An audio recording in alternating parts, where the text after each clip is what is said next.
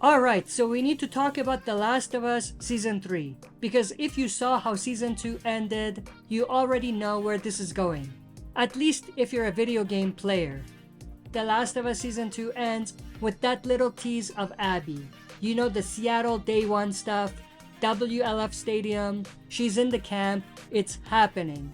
And some of the cast already said it. Season 3 is Abby's story. Straight up. Not only that, the show made an even bigger deal than the game did about Abby being the next leader of the WLF. They're basically telling us she's gonna be important. Like really important. So yeah, that's a huge tease that Season 3 is gonna be all about Abby. But is that actually gonna work? Like, for real? Would fans really follow a whole season centered around the character who killed Joel and Jesse? I mean, come on. If the game is anything to go by, this is a freaking dumb idea. If they structured The Last of Us Season 3 like Abby's Day 1, Day 2, Day 3 in Seattle, and only come back to that big theater shootout scene at the very end of the season, that would be a mistake. Like a big one. Because think about it, non-game players don't even know what happened when the screen went black, when Abby shot at Ellie. As far as they're concerned, Ellie is shot. They got nothing. So now you're telling me they gotta wait a whole other season to find out?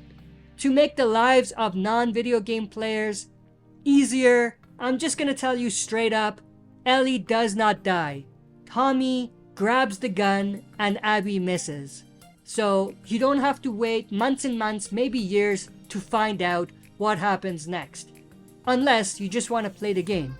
And maybe that's their strategy, to get people to play the game. But this is like The Walking Dead's Negan Lucille cliffhanger all over again. But worse. Much worse. Here's what The Last of Us Season 3 should do. The season picks up right away where we were at the end of Season 2, where we left off. That battle between Ellie and Abby. No stalling. Abby escapes. Boom. That's where we flashback. Give us Abby's Day 1, Day 2, Day 3 in Seattle. You can even reuse the scenes that we had at the end of the Season 2 finale, but maybe more in depth. But this should only be for like 3 episodes max. The first half of the season basically. Even with that, we should still see some flashes of what Ellie is doing. Maybe you don't have to do much, but just enough so we follow what is up with her.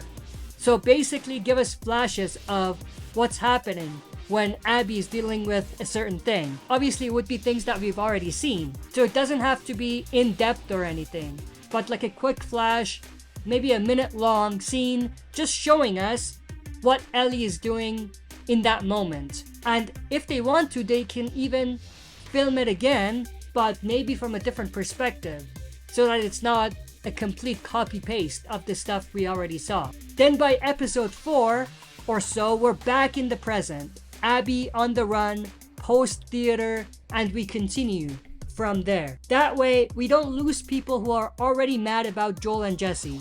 We don't drag it out. And we still get Abby's side of the story. But it's balanced. Way more balanced than it would be otherwise. Maybe even more balanced than how the game did it. But what do you think? Would you watch a whole season focused on Abby? Or do you think that's too risky? Let me know in the comments, and you know the drill. If you like this video, don't forget to smash the like button, subscribe to join our community, and press the bell to be notified when I upload on the channel. That's it for this video. See you next time for another super video.